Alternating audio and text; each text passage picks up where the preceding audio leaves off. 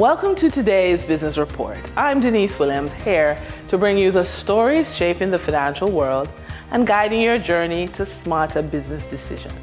Let's dive into the top headlines. Chief Executive Officer of Trans-Jamaican Highway, Ivan Anderson, says the company will be investing 470 million Jamaican dollars this year to improve traffic flow through its toll booths. Among the upgrades will be enhancements to the way T-tags are read, allowing real-time account balance updates as motorists exit toll plazas. Motorists will also be able to top up their T-tag accounts through multiple channels, including WhatsApp, petrol stations via Go Top-Ups, and at the toll booths.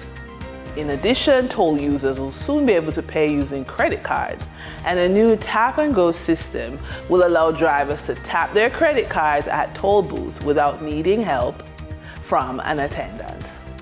There are now 14 securities listed on the Jamaica Stock Exchange's bond market with a total value of 21.1 billion Jamaican dollars and US $32 million. The latest addition comes from Barita Investments, which recently listed 5 tranches of a bond valued at 4.74 billion Jamaican dollars. This move increases the number of local bond issues to 14 and brings the number of US dollar-denominated bonds to 3.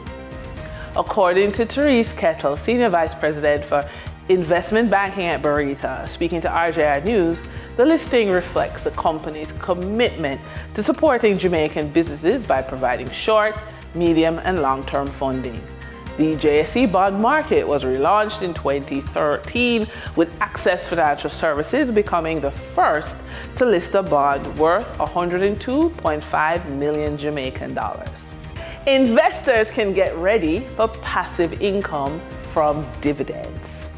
Grace Kennedy Limited has advised that the Board of Directors will, on Thursday, July 31, 2025, consider the declaration of an interim dividend to be paid in September 2025. Kingston Properties Limited has declared a dividend payable on August 26, 2025 to shareholders on record as at August 5, 2025.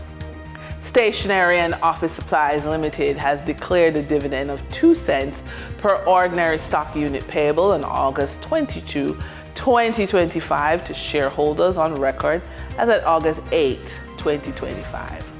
For the trading period ending July 22, 2025, these were the most actively traded stocks. Toll road operator Trans-Jamaica Highway Limited with 3,555,330 units traded, representing 29.72% of market sales volume. Financial conglomerate NCB Financial Group Limited with 1,450,537 units traded, representing 12.13% of market sales volume. Energy firm Wigton Energy Limited with 1,230,390 units traded, representing 10.29% of market sales volume. We now shift our focus to the Forex market rate set by the Bank of Jamaica.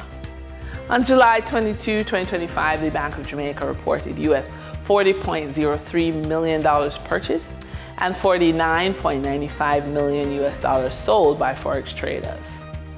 Forex traders earned $2.04 per dollar, selling the US at $161.29 and buying the US at $159.25. The Canadian dollar netted Forex traders $6.84 per transaction, with selling at $111.89 and buying at $118.73. The British pound yielded Forex traders $1.72 in profit, with selling at $217.12 and buying at $215.40.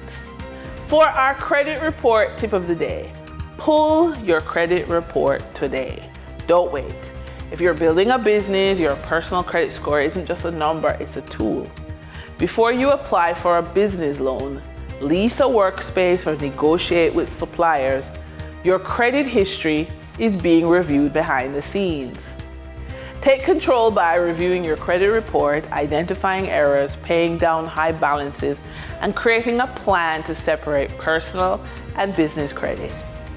Every entrepreneurial move you make is easier when your financial foundation is strong, and it starts with action. And that wraps up today's business report. I'm Denise Williams, reminding you that every financial decision is a step toward your future. Until next time, stay focused, stay informed, and keep striving for success. See you soon.